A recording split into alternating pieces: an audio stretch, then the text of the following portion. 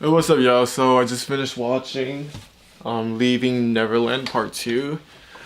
4 hours in very, very tough watch. They throw a lot of things at you, but things that they show in this documentary, like we all knew going in, so we were expecting that. But it is definitely tough to listen to. It is like, gut-wrenching because it is so graphic. But without that being said, I took some notes during the 4 hours, and I wanted just to show why, for me, it's still not enough to convince me that Michael Jackson was guilty. But first, a bit of a history about myself. In high school, I played on the high school basketball team. I played at a pretty high level before I tore both my ACLs. I actually got two university offers, but didn't take it because of my knees. Anyway, in high school, I played for a coach that was very high profile. He coached an NBA player before, 2 times MVP. I'm not gonna name who it is. If you guys want to search up the case, you can do it yourself. But I had a pretty good career. He was one of the most heated coaches I would see. He would get visibly frustrated, but it would never cross the line. He was definitely always the hardest on me. He would say stuff to me like, "Danny, you're the best player on the court right now. You better start playing like it." That's that kind of stuff. So cut to me graduating high school 2 years later, and I see that there is a documentary that is going up on W5 in Canada News. So I look into it, and it's 2 of my former teammates, basically claiming that our coach emotionally abused them, which was funny to me because, well, one of them was the manager and the other I was on the team with at the same time, and I knew it wasn't true. So I had to watch 2 adults go on national television and basically just throw slander to my coach, and that I knew it wasn't real. And it's almost like this documentary, and they made it seem so real. They were crying. They brought a therapist in to talk about PTSD, and it really crushed me. But a lot of people came to my coach's defense. In that case, it kind of just like went downhill from there because they really had no one else. They claimed they had a lot of other victims that were gonna come out, but no one really came out.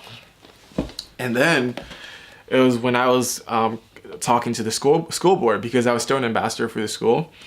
I would talk to the guy who was the head of alumni, and he was telling me how the school board was literally discussing for 8 hours whether they should settle or not.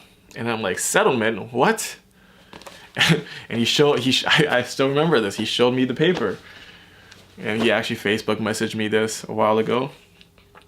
And I remember at the end, I'm not gonna show this obviously on camera because this is all confidential.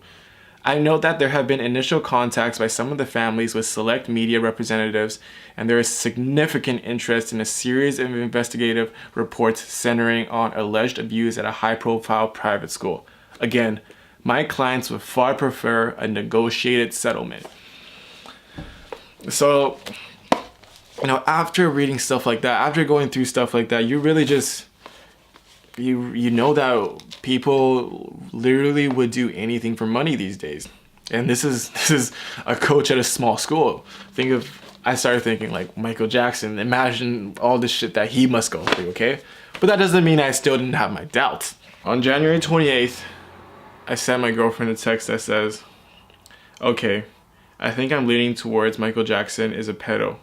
For everyone that's saying that I am a pedophile enabler and I'm being delusional, so you can see that it's not true, because I've definitely wavered the line before. I've definitely had my doubts as well. In the same text, I also said that I would still be able to listen to his music fine because he passed away. There's no way he could hurt another child if he's a pedophile. And that it's not like he sings like nursery rhymes. He's singing love songs to girls. It's just, for me, I have no problem separating the art from the artist. But after doing some intense looking into this for longer, relying on more sources than MJ Facts, it's what Vanity Fair should have done. I can't take the leap from eccentric to eccentric and a child molester. So Leaving Neverland was a very well-made documentary. It's really good lighting, very good cinematography, many drone shots. I just got back from LA, and watching this makes me want to go back to LA again. For the first hour, it was putting the viewers through the lens of the victims, so Jimmy Safechuck and Wade Robson. The director obviously wants you to feel that you are Wade Robson and you are Jimmy Safechuck, and you are the ones that are being put in the commercial and seeing Michael Jackson or meeting Michael Jackson, or you are the kid that is getting on stage with Michael Jackson. At least that's the feeling I got. It was, I think, about an hour in when they dropped the bomb, and that is when Jimmy Safechuck said that MJ touched him in Paris. Okay, first I'm gonna talk about some good points about, well, not good points, points for Leaving Neverland that I have really no defense for, and I think they raise good questions. And then I'll go on to tell why I still have doubts and why I'm not fully convinced. So some good points about the film. I thought that Jimmy Safechuck and Wade Robson both looked genuinely hurt. You know, I don't think that is something you can fake, because I don't know if it's from sexual abuse, but they are definitely hurt about their relationship with MJ. Another fact that I would like to bring up is that it is definitely weird to share a bed with another child, especially for 30 days straight, just like Michael did with Jordan Chandler, and he did as well with Brett Barnes, but then we'll get to that later. Another good points about it. It's the timing of the music stopping during crucial moments puts you really in the mood to feel for the victims.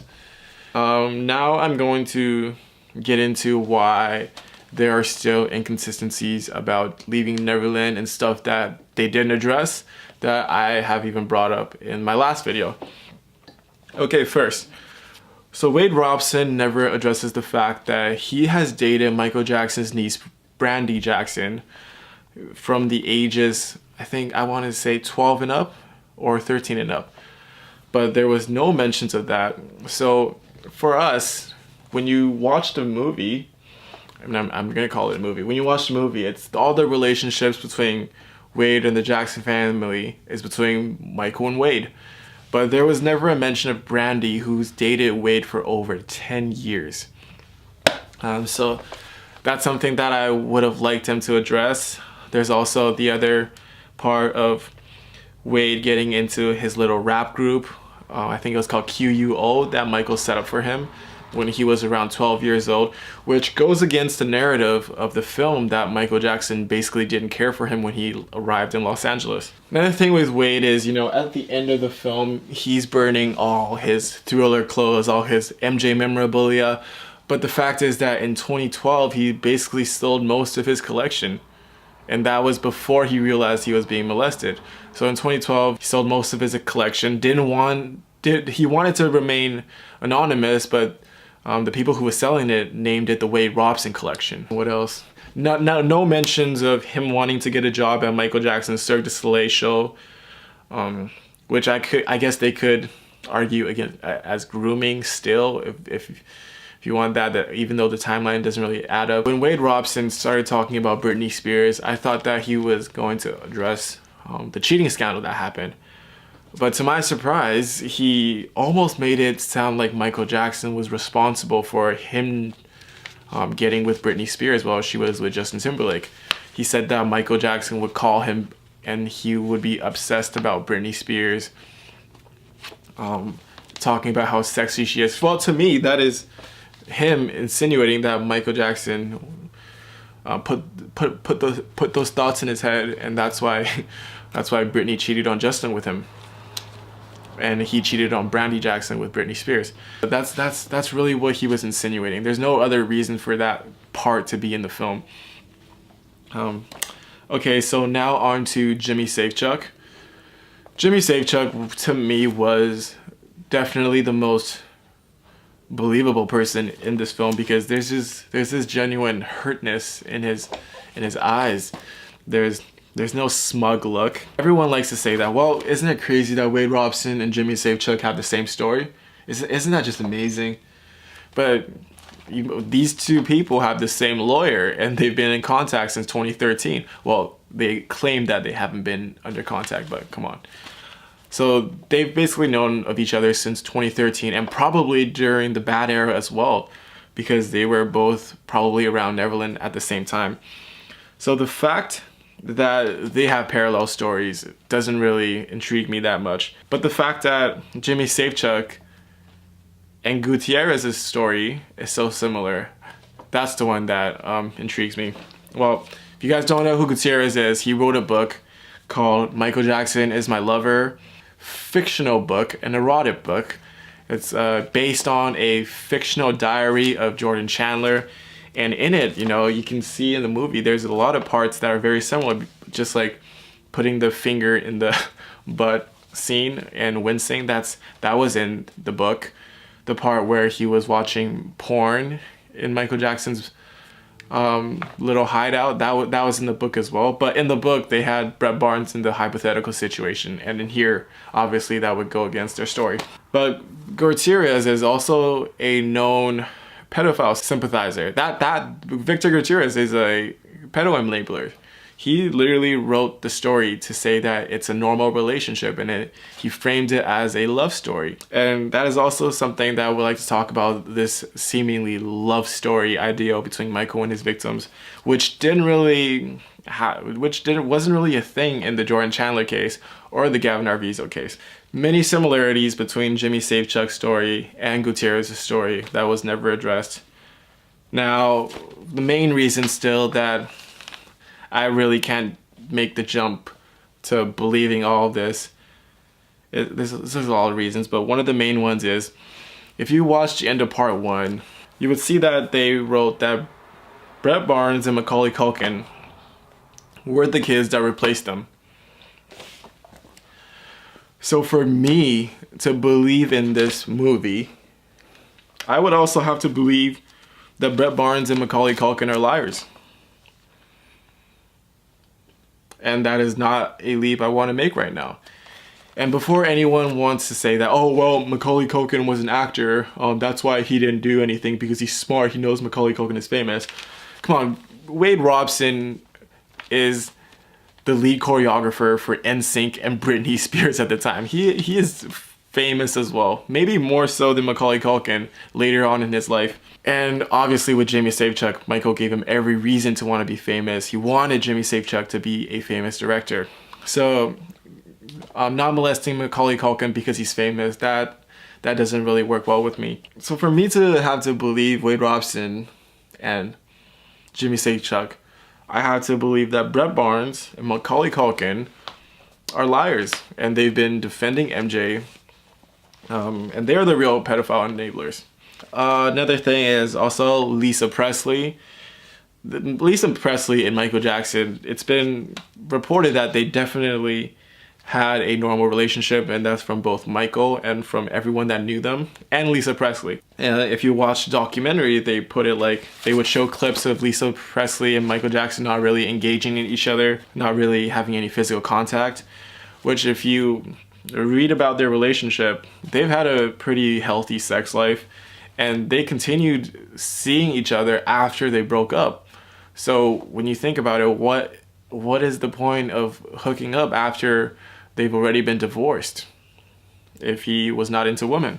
As you guys can see, I haven't made the leap yet, but that doesn't mean that I'm not open to make the leap, because I've definitely made the leap before. Twitter is basically turned on every MJ fan at this point.